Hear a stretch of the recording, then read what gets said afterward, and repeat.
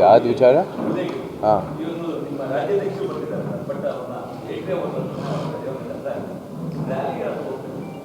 ಅದಕ್ಕೋಸ್ಕರನೇ ಹೋಗ್ತಾ ಇರೋದು. ಇದು ನಮ್ಮ ಬಜೆಟ್ ಬಗ್ಗೆ ಒಂದು ಪ್ರೆಸ್ ಮೀಟ್ ಮಾಡಬೇಕಾಗಿರೋ ಉದ್ದೇಶದಿಂದ ಅಲ್ಲಿಂದ ಇಲ್ಲಿಗೆ ಬಂದಿರೋದು. ಅಲ್ಲೂ ಸಹ ನಾವು ಕಾಯ್ತಾ ಇದ್ವಿ. ರಾಜ್ಯಾಧ್ಯಕ್ಷರು ಮತ್ತು ವಿರೋಧ ಪಕ್ಷ ನಾಯಕರು ಸಹ ಬಂದಿದ್ದಾರೆ. ಅಲ್ಲಿ ಏಟ್ರಿಯ ಪಕ್ಕ, ಹೋಟೆಲ್ ಪಕ್ಕ ಅದೇನೋ ಅಡ ಇಟ್ಟಿದ್ದಾರೆ ಅಂತ ನಮಗೆ ಮಾಹಿತಿ ಬಂದಿದೆ. ಅವ್ರು ಬಂದಿದ್ದ ತಕ್ಷಣ ನಾವು ಕೂಡ ಅಲ್ಲಿ ಏನು ನಿರ್ದೇಶನ ಮೇರೆಗೆ ನಾವು ಹೋಗ್ತೀವಿ.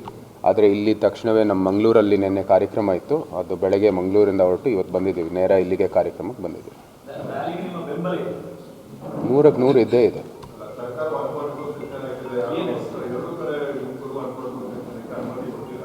ಅವ್ರ ತಂತ್ರಗಾರಿಕೆ ಅವ್ರು ಮಾಡ್ಕೋತಾರೆ, ನಾವು ನಮ್ಮ ಕೆಲಸವನ್ನು ಮಾಡ್ಕೋತೀವಿ.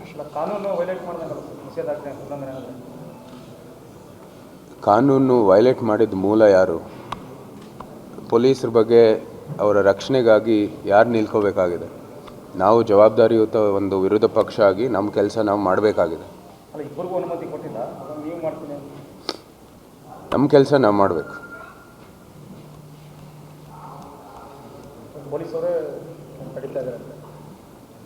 ಸತ್ಯ, ಅದು ಅವ್ರ ಆಡಳಿತ ಅವ್ರ ಕೈಯಲ್ಲಿದೆ. ಆದರೆ ಹಿಂದೆ ನಡೆದಿದ್ದ ಘಟನೆ ಎಲ್ಲರೂ ಅದರ ಮಾಹಿತಿ ಇದ್ದೇ ಇದೆ. ಸೊ ನಾವು ನಮ್ಮ ಕೆಲಸ ಮಾಡಬೇಕಾಗಿದೆ. ಪೊಲೀಸರ ರಕ್ಷಣೆಗೋಸ್ಕರ ನಾವು ಇದ್ದೇ ಇರಬೇಕು. ಪೊಲೀಸರಿಗೆ ರಕ್ಷಣೆ ಕೊಟ್ಟರೆ ಇವತ್ತು ರಸ್ತೆಯಲ್ಲಿ ಕಲ್ಲು ಹೊಡೆದವ್ರೆ, ನಾಳೆ ಪೊಲೀಸರ ಮನೆಗೆ ನುಗ್ತಾರೆ. ಎಚ್ಚರಿಕೆಯಲ್ಲಿ ಕೇಳಿ, ಪೊಲೀಸರ ಮನೆಗೆ ನುಗ್ತಾರೆ. ಇಲ್ಲಿ ಒಂದೇ ಅಲ್ಲ, ಗೋಣಿಕೊಪ್ಪಲ್ಲೂ ಸಹ ಒಂದು ಪ್ರಕರಣ ನಡೆದಿದೆ. ಅಲ್ಲಿ ಕಾಂಗ್ರೆಸ್ಸಿನ ಯುವ ಮೋರ್ಚಾದ ಉಪಾಧ್ಯಕ್ಷರು ಸಹ ಒಂದು ಪೊಲೀಸ್ ಮೇಲೆ ಒಂದು ದಾಳಿ ಮಾಡಿದ್ದಾರೆ. ಅವ್ರ ಬಗ್ಗೆನೂ ಏನೂ ಕ್ರಮ ತಗೊಂಡಿಲ್ಲ. ಇಂಥ ಕಾಕಿ ಏನು ಯೂನಿಫಾರ್ಮ್ ಇದೆ, ಅದ್ರ ಬಗ್ಗೆ ಸಾಮಾನ್ಯರಿಗೆ ಒಂದು ಗೌರವ ಇರಬೇಕು, ಒಂದು ವಿಶ್ವಾಸ ಇರಬೇಕು. ಈ ಕಿಡಿಗೇಡಿಗಳಿಗೆ ಅವರು ಭಯ ತುಂಬಿಸ್ಬೇಕು ಅಂಥದ್ದು ಕೆಲಸ ಇದೆ. ಈಗ ಆಪೋಸಿಟ್ ಆಗ್ತಾಯಿದೆ. ಅವರ ರಕ್ಷಣೆಗಾಗಿ ನಾವೆಲ್ಲರೂ ನಿಂತ್ಕೊಂಡು ಪೊಲೀಸರ ಬಗ್ಗೆ ಒಂದು ಏನು ಅವರ ಒಂದು ಹಿತಕ್ಕಾಗಿ ನಾವೆಲ್ಲರೂ ಕೆಲಸ ಮಾಡಬೇಕಾಗಿದೆ. ಜವಾಬ್ದಾರಿಯುತ ಒಂದು ವಿರೋಧ ಪಕ್ಷ ಆಗಿ ನಾವು ಕೂಡ ಕೆಲಸ ಮಾಡಬೇಕಾಗಿರೋ ಸಮಯದಲ್ಲಿ ನಮಗೆ ರಕ್ಷಣೆ ಕೊಡಬೇಕಾಗಿರೋ ಕೆಲಸ ಆಗ್ತಾಯಿಲ್ಲ. ಈ ಕಿಡಿಗೇಡಿಗಳಿಗೆ ರಕ್ಷಣೆ ಕೊಡುವಂಥದ್ದು ಕೆಲಸ ಆಗ್ತಾಯಿದೆ.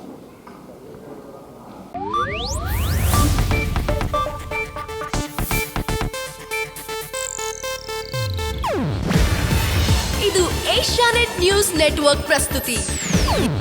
ನೀವು ನೋಡ್ತಿದ್ದೀರಾ ಏಷ್ಯಾನೆಟ್ ಸುವರ್ಣ ನ್ಯೂಸ್.